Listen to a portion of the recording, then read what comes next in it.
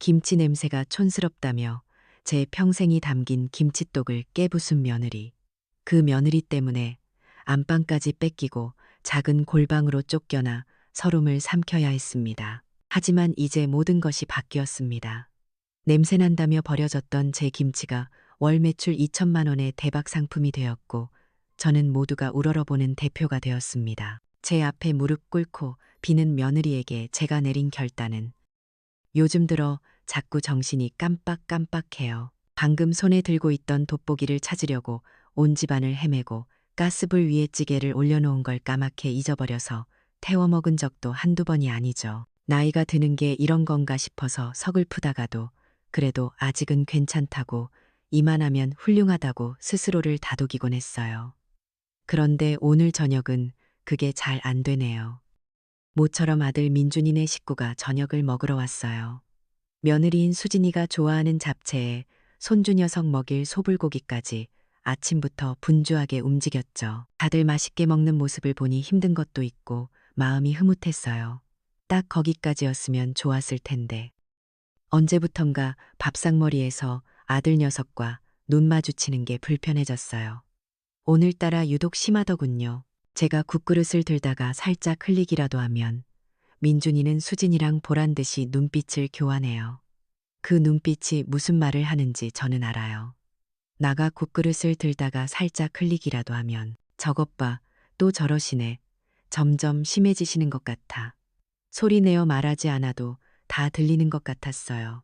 애써 모른 척 반찬에만 시선을 고정한 채 밥을 씹었지만 음식이 모래알처럼 까끌까끌하게 느껴졌어요. 어색한 침묵을 깬 건 민준이었죠. 어머니, 요즘 자꾸 뭘 잊어버리시네요. 저희가 걱정돼서 그래요. 걱정. 참 듣기 좋은 말이지만 그 속에 날카로운 가시가 숨어 있다는 걸 왜 모르겠어요. 저는 그저 웃어 보였어요. 아이고, 늙으면 다 그렇지 뭐. 너도 내 나이 돼봐라. 괜히 농담처럼 받아치려 했지만 아들은 제 말을 들은 척도 안 하더군요. 녀석은 요즘 뉴스에 나오는 노인 대상 금융사기 이야기를 꺼냈어요. 전화 한 통에 평생 모은 재산을 다 날린 할머니 이야기, 자식인 척 접근해서 돈을 빼가는 수법 이야기, 일부러 저 들으라고 하는 소리였죠. 옆에서 묵묵히 밥만 먹던 며느리 수진이도 기다렸다는 듯이 거들었어요. 어머님, 세상이 너무 흉흉하잖아요. 괜히 나쁜 사람들한테 걸려서 고생하시는 것보다 통장이나 중요한 서류 같은 건 저희가 안전하게 관리해 드리는 게 낫지 않을까요? 다 어머님을 위해서 그러는 거죠. 결국 그 말이 하고 싶었던 거예요. 어머니는 이제 판단력이 흐리니 돈 관리는 우리가 하겠다. 효도를 가장한 채 제 손발을 묶어버리겠다는 소리잖아요. 순간 밥숟가락을 내려놓고 싶을 만큼 속에서 불이 확 치밀어 올랐어요. 내 평생 누구한테 돈 문제로 아쉬운 소리 한 번 안 하고 악착같이 모아서 너희들 대학 공부시키고 결혼까지 시켰는데 이제 와서 내가 내 돈도 마음대로 못 쓰는 바보 취급을 받아야 하나 싶어서요. 내가 아직 그 정도는 아니다. 정신 멀쩡해. 제 목소리가 저도 모르게 날카롭게 나갔나 봐요. 밥상 분위기가 싸늘하게 얼어붙었죠. 민준이는 잠시 저를 쳐다보더니 못마땅한 표정으로 한숨을 푹 쉬더군요. 더 이상 아무 말도 하지 않았지만 그 표정 하나만으로도 충분했어요. 고집은 여전하시네. 말이 안 통한다. 그렇게 말하고 있었으니까요. 그렇게 불편한 저녁 식사가 끝났어요. 수진이는 입을 꾹 다문 채 설거지를 했고 민준이는 소파에 앉아 휴대폰만 들여다봤죠. 제가 과일이라도 깎아주려고 부엌으로 가자 수진이가 질색하며 제 손을 막았어요. 어머님, 그냥 두세요. 제가 할게요. 과일 깎다가 다치시기라도 하면 어떡해요. 그 말 한마디가 어찌나 서운하게 들리던지 저는 마치 언제 깨질지 모르는 유리그릇 취급을 받고 있었어요. 아들네가 돌아간 뒤 텅 빈 집안에 혼자 남았어요. 식탁 위에는 먹다 남은 음식들이 어지럽게 널려 있었죠. 그걸 치울 힘도 나지 않아서 저는 한참을 소파에 멍하니 앉아 있었어요. 자식들이 나를 짐으로 여기기 시작했다는 소외감, 평생을 바친 자식에게 존중받지 못한다는 서러움이 한꺼번에 밀려와 목구멍까지 뜨거워졌어요. 한참을 그렇게 앉아 있다가 무거운 몸을 일으켜 안방으로 들어갔어요. 장롱 깊숙한 곳, 낡은 옷가지들 밑에 숨겨둔 작은 나무 상자를 꺼냈죠. 그 안에는 제 인생의 비밀이 담긴 낡고 빛바랜 통장 하나가 들어 있었어요. 통장을 손에 쥐자 이상하게 마음이 조금 진정되는 것 같았어요. 그래, 아직 나한테는 이게 있지. 아무도 모르는 나만의 이야기가. 통장 표지를 천천히 쓸어내리며 저는 무언가 결심한 듯한 표정을 지었어요. 오늘 아들 녀석이 했던 말들, 그 걱정스러운 척하던 표정, 저를 한심하게 바라보던 그 눈빛, 열쇠를 어디 뒀는지는 자꾸 잊어버려도 그런 건 이상하게 하나도 잊히지가 않더군요. 오히려 머릿속에 사진처럼 선명하게 밝혀버렸어요. 이제 더는 이렇게 바보처럼 당하고만 있지는 않을 거예요. 절대로. 어젯밤은 뜬 눈으로 밤을 새웠어요. 천장에 아들 녀석의 얼굴이 어른거리고 저를 한심하게 쳐다보던 그 눈빛이 자꾸만 떠올라 잠을 이룰 수가 없었거든요. 어머니를 위해서라던 그 말이 어찌나 가시처럼 아프게 밝히던지 새벽녘에야 겨우 눈을 붙였나 봐요. 아침에 분리수거 쓰레기를 내놓으러 나갔다가 마침 마주친 앞집 할머니가 제 얼굴을 보더니 무슨 일 있냐고 묻더군요. 어젯밤 일을 털어놓을 수는 없어서 그저 웃으며 얼버무렸지만 그분은 다 안다는 듯이 제 어깨를 두드려 주셨어요.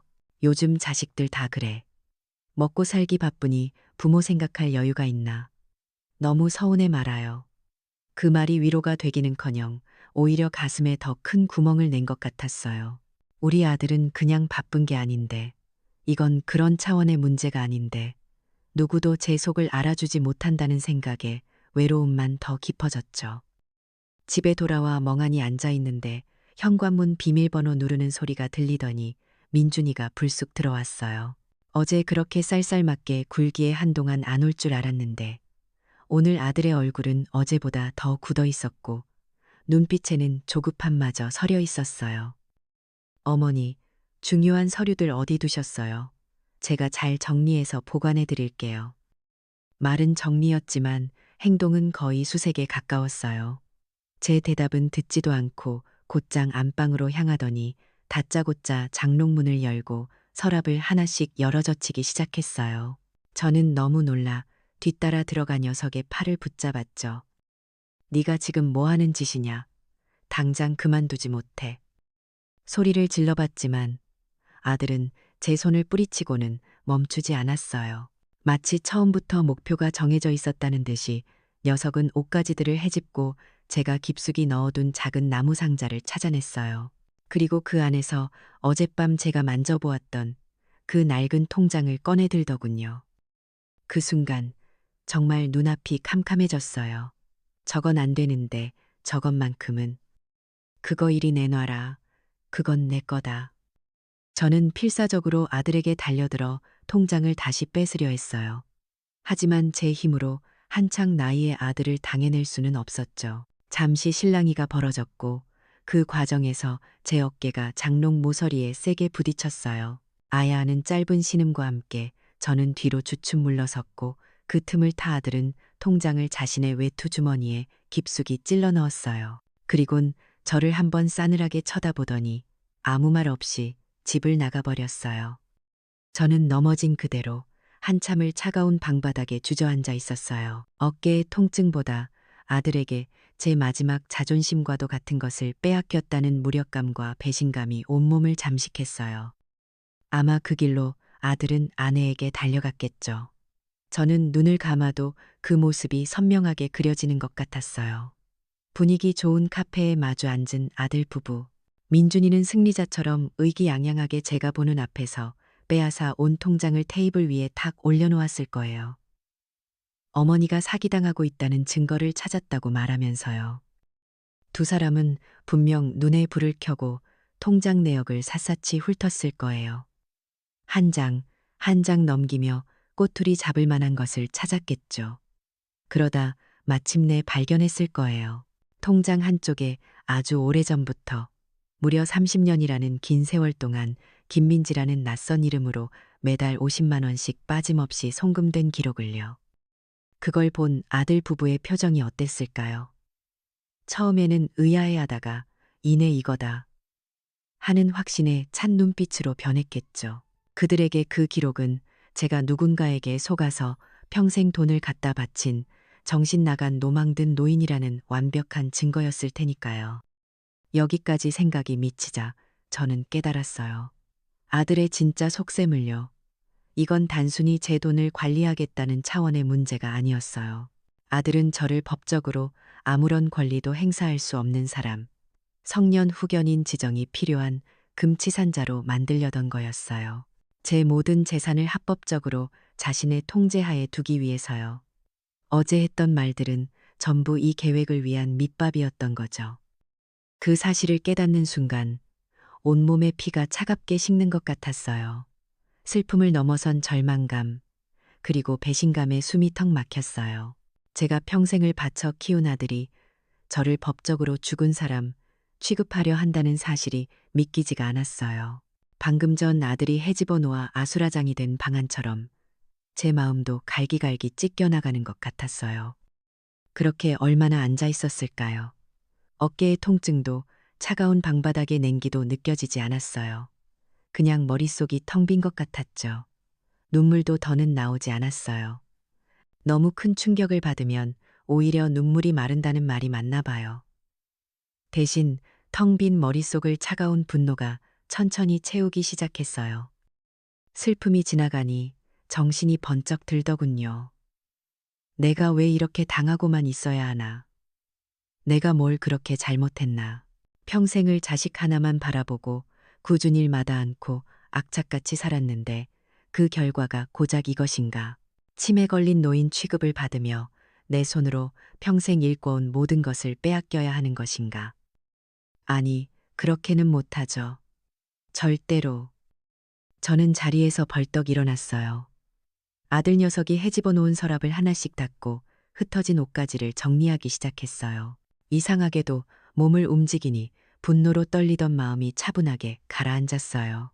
그래, 더 이상 약한 엄마로 있을 수는 없어. 저 아이는 내가 약해 보이니까, 만만해 보이니까 저러는 거야. 내가 어떤 사람인지, 어떻게 살아왔는지 똑똑히 보여줘야겠다고 다짐했어요. 정리를 하다가 서랍 맨 안쪽에서 낡은 앨범 하나가 눈에 띄었어요.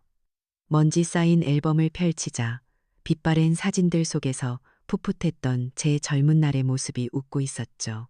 그리고 그 옆에는 언제나 그림자처럼 붙어 다니던 제 가장 친한 친구 민지가 있었어요. 그 이름을 떠올리는 순간 제 기억은 삽시간에 30년 전 그날로 거슬러 올라갔어요. 그때 민지는 28, 저는 29이었죠.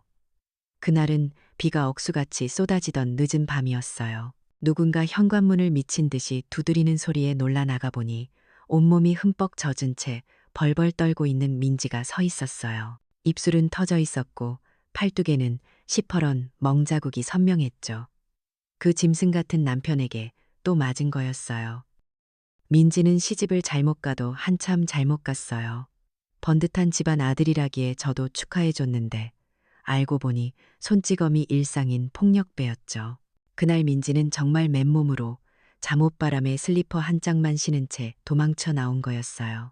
더는 못 살겠다고, 이대로 있다가는 정말 죽을 것 같다고 울부짖는데 제 마음도 갈기갈기 찢어지는 것 같았어요. 저는 민지를 제 방으로 끌어들여 씻기고 제 옷으로 갈아입혔어요. 그리고 남편 몰래 비상금으로 숨겨두었던 돈 봉투를 쥐어줬죠. 민지는 받지 않겠다고 고개를 저었지만 저는 거의 억지로 안겨주었어요. 민지야, 이걸로 일단 몸부터 피해 있어. 그리고 다시는 그 집으로 돌아갈 생각하지 마. 이건 내 인생이야.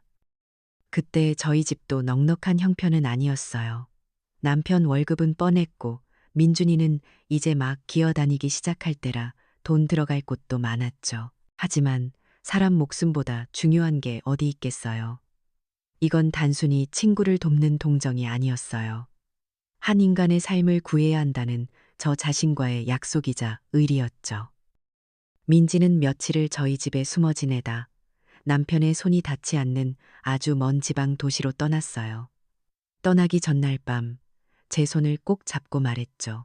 언니, 이 은혜는 평생 잊지 않을게.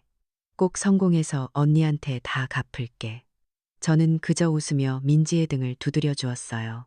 갚을 생각 말고 내 인생이나 잘 살아. 그거면 돼. 그 후로 저는 매달 50만 원씩 민지에게 돈을 붙였어요. 남편에게는 친정에 보낸다고 둘러대고 제 몫의 생활비를 아끼고 또 아껴서 보낸 돈이었죠. 민지가 작은 옷가게를 차릴 때까지, 그 가게가 겨우 자리를 잡을 때까지, 그렇게 30년이라는 세월 동안 저의 비밀스러운 송금은 계속되었어요. 아들 민준이가 바로 그 통장을 오늘 제게서 빼앗아 간 거고요. 과거의 기억에서 벗어나자 제 결심은 더욱 확고해졌어요. 저는 앨범을 덮고 먼지 쌓인 옛날 주소록을 찾아냈어요. 수십 년 전의 것이라 종이는 누렇게 변색되고 잉크는 희미했지만 다행히 김민지라는 이름과 함께 적힌 삐뚤빼뚤한 전화번호는 알아볼 수 있었어요. 혹시나 번호가 바뀌었을까, 없는 번호라고 나오면 어떡하나 심장이 두근거렸어요. 떨리는 손으로 전화기 버튼을 하나씩 눌렀어요. 신호음이 몇 번 가다가 뚝 끊기고 곧이어 세련된 목소리가 들려왔어요. 여보세요? 그 목소리는 제가 기억하는 울먹이던 민지의 목소리가 아니었어요. 자신감 있고 힘 있고 모든 것을 통제하는 사람의 목소리였죠. 저는 잠시 망설이다가 조심스럽게 입을 열었어요. 혹시 민지니? 나야, 박선영. 수화기 너머에서 잠시 침묵이 흘렀어요. 그리고 곧 믿을 수 없다는 듯한 반가움과 놀라움이 뒤섞인 목소리가 터져 나왔어요. 언니? 정말 언니야? 세상에, 언니 목소리 맞구나. 그 순간 저도 모르게 눈물이 핑 돌았어요. 민지는 작은 의류 가게로 시작해서 지금은 모두가 알만한 건실한 중견기업 민지 패션의 사장이 되어 있었어요. 그 끔찍했던 과거를 이겨내고 스스로의 힘으로 당당하게 성공한 거였죠. 민지는 제게 어떻게 지냈냐고, 왜 이제야 연락했냐고 물었어요. 저는 자초지종을 설명했어요. 아들이 통장을 빼앗아 갔고 저를 치매 환자 취급하며 법적으로 무능력자로 만들려 한다는 사실을요. 제 이야기를 다 들은 민지는 한참 동안 말이 없었어요. 그러더니 전보다 훨씬 더 단호하고 차분한 목소리로 말하더군요. 언니, 아무 걱정하지 마. 언니 덕분에 내가 오늘날까지 올 수 있었어. 이제 내가 언니 곁을 지킬게. 그깟 돈이 문제가 아니야. 언니의 자존심, 내가 반드시 되찾아줄게. 그 말을 듣는 순간 온몸의 긴장이 풀리면서 뜨거운 것이 가슴 속에서 울컥 차오르는 것을 느꼈어요.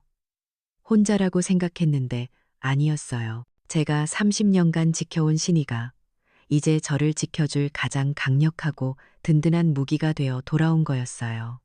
통화를 끊고 저는 아주 오랜만에 희미하게 미소를 지었어요. 폭풍우가 몰아치던 제 삶에 드디어 한 줄기 빛이 비치기 시작한 것 같았거든요. 민지와의 통화가 꿈은 아니었나 봐요. 다음 날 아침 모르는 번호로 전화가 걸려왔어요.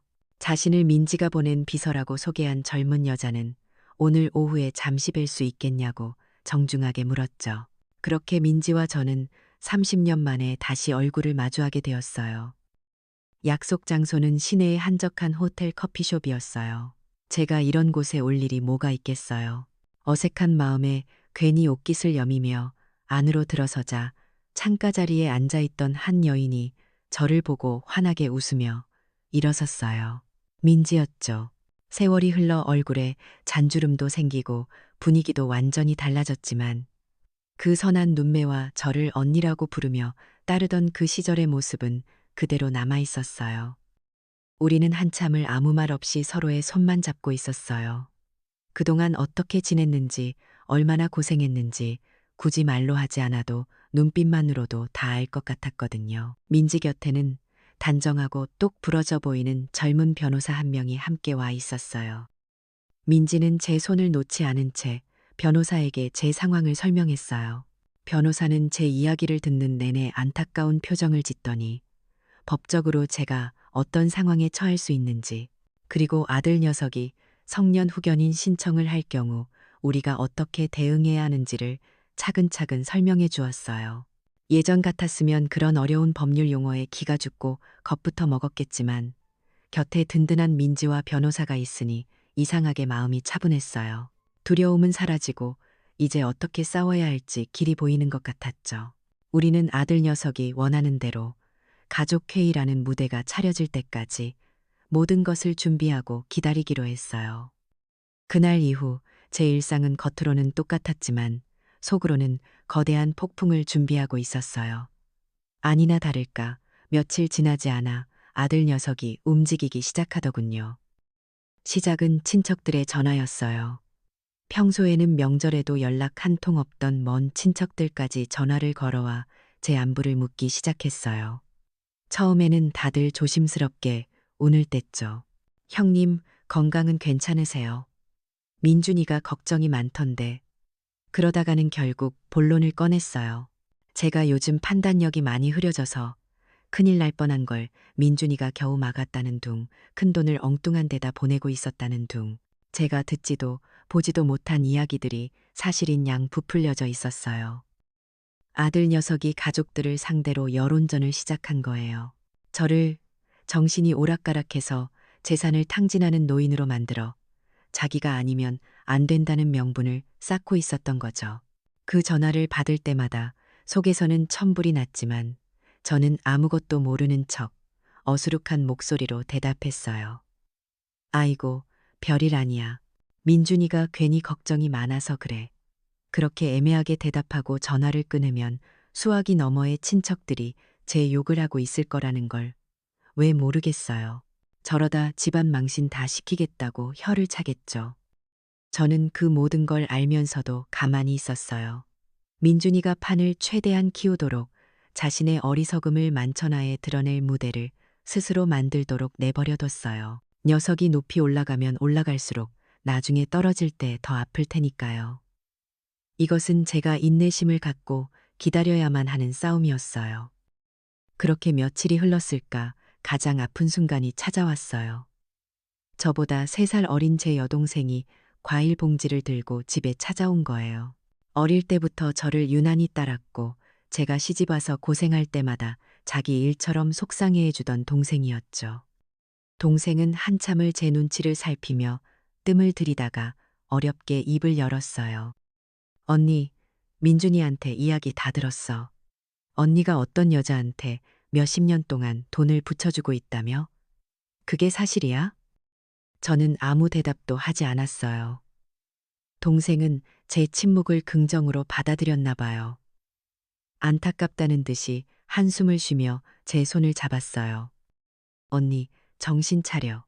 이제 언니도 예전 같지 않잖아. 그러다 평생 모은 거 사기꾼한테 다 갖다 바치겠어. 민준이 말이 맞아. 다 언니 걱정해서 그러는 거야. 그냥 아들한테 재산 맡기고 이젠 좀 편하게 살아. 왜 그렇게 고집을 부려? 가장 믿었던 동생의 입에서 그 말이 나오는 순간 정말 가슴이 무너지는 것 같았어요. 다른 사람은 다 오해해도 너만큼은 내 편이 되어줄 거라고 믿었는데 아들의 거짓말에 내 동생마저 넘어가 버린 거예요. 온 세상에 정말 나 혼자만 남겨진 것 같은 깊은 고독감이 저를 덮쳤어요. 순간 모든 게 부질없게 느껴지고 그냥 다 포기하고 싶다는 생각마저 들었어요. 하지만 그 생각은 길지 않았어요. 제 통장을 강제로 빼앗아 가던 아들의 그 차가운 눈빛, 저를 벌레 보듯 하던 며느리의 표정이 떠올랐거든요. 이건 단순히 재산을 지키는 문제가 아니었어요. 이건 지난 수십 년의 내 삶, 내 신념, 그리고 나라는 인간의 존엄성을 지키는 문제였어요. 여기서 무너지면 저는 정말로 아들 녀석이 말하는 아무것도 못하는 쓸모없는 노인이 되어버리는 거였죠. 저는 제 손을 잡은 동생의 손을 조용히 뿌리쳤어요. 그리고 아주 단호한 목소리로 말했죠. 걱정해줘서 고맙다. 하지만 이건 내가 알아서 할 일이야. 너는 더 이상 이 일에 관여하지 마라. 제 단호한 태도에 동생은 무척 서운한 표정을 지으며 돌아갔어요. 그 뒷모습을 보니 마음이 아팠지만 후회는 없었어요. 마지막 고비는 넘었어요. 이제 제 마음속에는 어떠한 미련이나 망설임도 남아있지 않았어요. 이제 남은 건 아들 녀석이 준비한 마지막 무대에 올라가는 것뿐. 폭풍이 오기 전에 고요함처럼 집안은 숨막힐 듯이 조용했어요. 저는 그 고요함 속에서 제 인생을 건 마지막 싸움을 차분히 기다리고 있었어요. 드디어 그날이 밝았어요. 아들 녀석이 말한 가족회의라는 것이 열리는 날이었죠. 거실에는 약속이라도 한 듯이 제 동생을 포함한 가까운 친척들이 모두 모여 앉아 있었어요. 그들의 얼굴에는 걱정과 호기심, 그리고 약간의 동정이 뒤섞여 있었죠. 마치 무슨 큰일이라도 난 것처럼 무겁게 가라앉은 공기는 이곳이 평범한 가족의 거실이 아니라 저를 심판하기 위해 열린 재판정 같다는 느낌을 주었어요. 저는 그 중앙에 피고인처럼 묵묵히 앉아 있었어요. 제 마음은 이상할 정도로 고요했어요. 어차피 벌어질 일이었고 저는 모든 준비를 마쳤으니까요. 잠시 후 오늘의 주인공인 민준이가 서류 뭉치를 한 아름안고 나타났어요. 며느리 수진이는 남편의 곁에 바짝 붙어 앉아 안타깝다는 듯 저를 힐끗 쳐다보며 고개를 숙였죠. 정말이지 완벽한 연기였어요. 민준이는 비장한 표정으로 헛기침을 한번 하더니 준비해온 연설을 시작했어요. 다들 바쁘신데 와주셔서 감사합니다. 오늘 이렇게 모시게 된 건 다른 게 아니라 저희 어머니의 건강 문제 때문입니다. 녀석은 제가 최근 들어 얼마나 심하게 건망증을 앓고 있는지, 사소한 실수를 얼마나 자주 하는지를 과장되게 늘어놓았어요. 그리고는 결정적 증거라며 제게서 빼앗아간 그 통장을 모두의 앞에 꺼내 보였죠. 녀석은 통장의 특정 페이지를 손가락으로 가리키며 목소리를 높였어요. 보십시오. 어머니는 30년이라는 긴 세월 동안 김민지라는 정체불명의 여자에게 매달 거액의 돈을 보내고 있었습니다. 제가 누구냐고 여쭤봐도 대답을 회피하고 계십니다. 이건 명백한 금융사기입니다. 어머니는 지금 스스로를 보호할 능력을 상실하셨습니다. 친척들은 술렁이기 시작했어요. 여기저기서 아이고 어쩌다 그럴 줄 알았어 하는 동정 섞인 탄식이 터져 나왔죠. 민준이는 이제 완전히 승기를 잡았다고 생각했나 봐요. 저를 향해 아주 인자하고 슬픈 표정을 지어 보이며 말했어요. 어머니, 다 어머니를 위해서입니다. 이제 아무 걱정 마시고 재산 관리는 저희에게 맡기시고 편히 쉬세요. 저희가 어머니를 안전하게 지켜드리겠습니다. 마치 선고를 내리는 판사 같았어요. 저를 법적으로 무능력한 사람으로 만들고 모든 것을 빼앗아가기 위한 마지막 절차였죠. 녀석은 미리 준비해온 서류 몇 장을 제 앞으로 내밀었어요. 아마도 재산 관리에 동의한다는 위임장 같은 거였겠죠. 바로 그 순간이었어요. 띵동. 모두의 시선이 집중된 그 순간, 정적을 깨고 초인종 소리가 울렸어요. 거실에 있던 모든 사람들이 깜짝 놀라 현관 쪽을 쳐다봤죠. 민준이는 짜증 섞인 표정으로 누구냐고 소리쳤지만 대답 대신 문이 열렸어요. 그리고 안으로 들어서는 두 사람의 모습에 거실의 공기는 그대로 얼어붙었어요. 한 사람은 반듯한 양복 차림의 젊은 변호사였고 다른 한 사람은 머리부터 발끝까지 고급스럽고 기품 있는 옷차림에 온화하지만 누구도 함부로 대할 수 없는 기운을 뿜어내는 중년의 여인이었어요. 민준이는 잠시 멍하니 그 여인을 쳐다보다가 무언가 깨달았다는 듯 벌떡 자리에서 일어났어요. 그리고는 손가락질을 하며 미친 사람처럼 소리쳤죠. 당신이 김민지야, 맞지? 우리 어머니 등쳐먹은 사기꾼. 아들의 추악한 외침에도 그 여인은 눈 하나 깜짝하지 않았어요. 그녀는 제게로 시선을 고정한 채 희미하게 미소 지을 뿐이었죠. 그녀는 민지였어요. 제 친구, 김민지.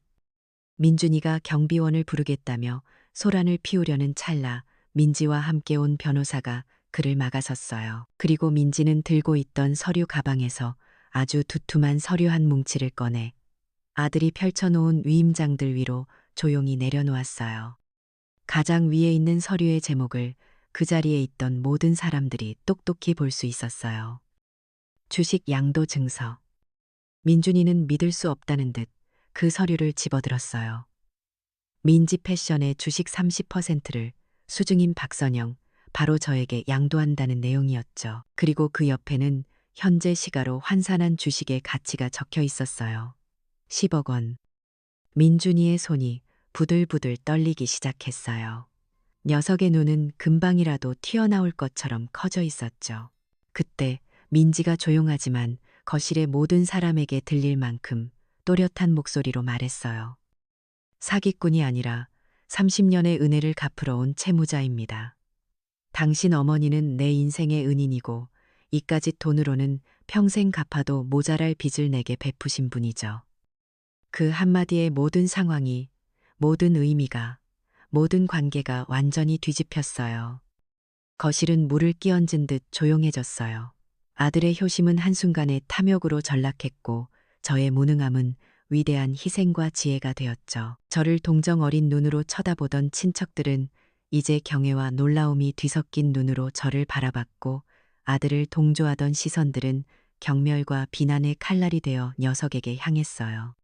며느리 수진이는 하얗게 질린 얼굴로 슬금슬금 남편에게서 멀어졌고 아들 민준이는 손에 든 주식 증서를 떨어뜨린 채 그 자리에 망부석처럼 서 있었어요. 녀석의 얼굴에서는 핏기라고는 찾아볼 수 없었죠. 그토록 지키고 싶어 하던 체면이 가장 치욕스러운 방식으로 온 가족 앞에서 산산조각 난 순간이었어요. 저는 더 이상 변명할 필요도 눈물을 흘릴 필요도 없었어요. 저는 자리에서 천천히 일어나 넋이 나간 채 서 있는 아들에게로 다가갔어요. 그리고 녀석의 눈을 똑바로 쳐다보며 제 인생에서 가장 차분하고 위험 있는 목소리로 말했죠. 민준아, 진짜 중요한 건 통장 속 숫자가 아니었단다. 그 순간 이 집안의 모든 권력과 존중은 오롯이 저에게로 향하고 있었어요. 길고 길었던 싸움의 진정한 끝이었죠. 거실에 남아있던 무거운 침묵을 깬 것은 아들 녀석의 울음소리였어요. 민준이는 그 자리에 털썩 주저앉더니 이내 제 앞에 무릎을 꿇고 아이처럼 엉엉 울기 시작했어요. 잘못했다는 말, 용서해달라는 말을 수없이 반복하며 제 바짓가랑이를 붙잡고 애원했죠. 친척들은 어쩔 줄 몰라 서로 눈치만 보다가 하나둘씩 슬금슬금 자리를 떴어요. 그들에게 이 광경은 더 이상 구경할 수 있는 연어거리가 아니라 감당하기 힘든 불편한 현실이었을 테니까요. 며느리 수진이도 남편 옆에서 함께 무릎을 꿇고 고개를 숙였지만 저는 그들의 눈물을 온전히 믿을 수가 없었어요. 저 눈물이 과연 나라는 어미에게 저지른 죄를 뉘우치는 진심 어린 반성의 눈물일까? 아니면 눈앞에 나타난 10억이라는 거대한 돈 앞에서 자신들의 어리석음과 탐욕을 한탄하는 후회의 눈물일까? 저는 아무 말 없이 그저 감정이 모두 빠져나간 텅 빈 시선으로 울고 있는 아들을 내려다볼 뿐이었어요. 승리감 같은 건 느껴지지 않았어요. 그저 이 모든 상황이 길고 지독했던 열병의 끝처럼 아득하게만 느껴졌죠. 어색하고 고통스러운 시간이 흐르고 마침내 거실에는 저와 민지, 그리고 민준이 내외 이렇게 넷만 남게 되었어요. 울음을 그친 아들은 이제 용서를 구하는 대신 간절한 눈빛으로 저를 올려다보고 있었어요. 그 눈빛이 무엇을 원하는지 저는 알았어요. 어머니, 이제 그만 저를 용서하시고 이 모든 것을 좋게 마무리해 주십시오. 아마 그 좋게라는 말 속에는 저 거대한 돈의 일부를 자신에게 나눠줄 것이라는 기대감도 섞여 있었겠죠. 하지만 저는 그 기대를 채워줄 생각이 전혀 없었어요. 저는 아들에게서 시선을 거두고 제 곁을 묵묵히 지키고 서 있던 민지를 바라봤어요. 그리고 제 인생에서 가장 중요한 제안을 했죠. 민지야, 이 돈은 네가 피땀 흘려 번 돈이지 내 돈이 아니야. 그러니 이 돈으로 우리 둘의 이름으로 재단을 만들자. 30년 전의 너처럼 세상의 폭력과 절망 속에서 갈 곳 없는 여성들을 돕는 일을 하는 거야. 그게 이 돈을 가장 가치 있게 쓰는 방법 같아. 제 말에 민지는 놀란 표정을 짓더니 이내 세상에서 가장 환한 미소로 화답했어요. 언니, 역시 언니는 그대로구나. 정말 좋은 생각이야. 그리고 저는 다시 제 결정에 어안이 벙벙한 표정으로 앉아있는 아들 내외를 향해 몸을 돌렸어요.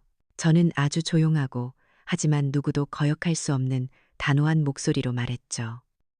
민준아, 네가 그토록 원하던 내 재산, 그게 무엇인지 이제 가르쳐 주마. 아들의 눈이 순간 반짝이는 것을 놓치지 않았어요. 하지만 이내 제 다음 말을 듣고는 절망으로 변했죠. 네게 줄 유산은 돈이 아니다. 저 재단, 네가 오늘 그토록 사기꾼이라 몰아세웠던 내 친구와 내가 함께 만들 저 재단에 가서 1년간 진심으로 봉사해라. 그곳에서 땀 흘려 일하며 누군가를 조건 없이 돕는다는 것이 어떤 의미인지, 돈보다 소중한 것이 무엇인지 내 스스로 깨닫는 날, 그때가 바로 내가 너에게 나의 진짜 유산을 물려주는 날이 될 것이다. 아들과 며느리는 망치로 머리를 맞은 듯한 표정이었어요. 이런 결말은 상상도 못했겠죠. 그들의 얼굴에는 당혹감과 실망감, 그리고 제 뜻을 거역할 수 없다는 무력감이 복잡하게 뒤섞여 있었어요. 한참을 망설이던 민준이는 결국 모든 것을 포기한 듯 고개를 떨구며 아주 작은 목소리로 대답했어요. 그렇게 하겠습니다, 어머니. 그것이 우리의 새로운 시작이었어요. 용서도 화해도 아니었죠. 다만 아들이 자신의 잘못을 행동으로 증명하고 스스로 존중을 되찾아와야만 하는 길고 긴 시간의 시작일 뿐이었어요. 몇 달 후 민지와 제가 세운 작은 재단의 문을 열었어요. 저는 재단의 이사장도 대표도 아닌 그저 가끔 들러 조용히 일을 돕는 평범한 후원자 중 한 명이었죠. 어느 날 오후 재단에서 운영하는 미혼모 쉼터에 들렀다가 익숙한 뒷모습을 발견했어요. 제 아들 민준이었어요. 녀석은 값비싼 양복 대신 허름한 작업복을 입고 다른 봉사자들과 함께 기부받은 물품 상자를 땀 흘리며 나르고 있었어요. 예전에 오만하고 날카롭던 모습은 찾아볼 수 없었죠. 잠시 허리를 펴고 땀을 닦던 녀석은 아기를 업고 힘겹게 계단을 오르는 한 젊은 엄마를 보더니 말없이 다가가 아기 엄마의 짐을 들어주더군요. 그리고 그 젊은 엄마가 고맙다고 인사하자 녀석은 아주 오랜만에 보는 어색하지만 진심이 담긴 미소를 지어 보였어요. 저는 그 모습을 멀리서 조용히 지켜봤어요. 녀석에게 다가가 아는 척을 하지는 않았어요. 아직은 그럴 때가 아니었으니까요. 하지만 그 순간 제 마음속에서도 아주 오랜만에 따뜻하고 희미한 미소가 피어났어요. 아직 갈 길은 멀고 제 아들이 완전히 다른 사람이 되었다고 장담할 수도 없겠죠. 하지만 저 땀방울과 저 어색한 미소 속에서 저는 아주 작은 희망의 씨앗을 보았어요. 언젠가 그 씨앗이 자라나 돈으로는 절대 살 수 없는 제가 아들에게 물려주고 싶었던 바로 그 가장 위대한 유산이 될지도 모른다는 그런 희망을요. 한 사람의 진짜 가치는 통장 속 숫자로 정해지는 게 아니더라고요. 수십 년간 묵묵히 지켜온 약속과 어려움에 처한 이를 외면하지 않았던 따뜻한 마음이 결국 가장 큰 힘이 되어 돌아왔잖아요. 사람들은 눈앞의 이익에 눈이 멀어 소중한 걸 잊기 쉽지만 진짜 유산은 돈이 아니라 사람을 향한 마음, 그리고 스스로 바로 설 기회를 주는 지혜가 아니었을까요? 결국 가장 위대한 복수는 상대를 무너뜨리는 게 아니라 더 나은 사람이 될 길을 열어주는 것인지도 모르겠어요.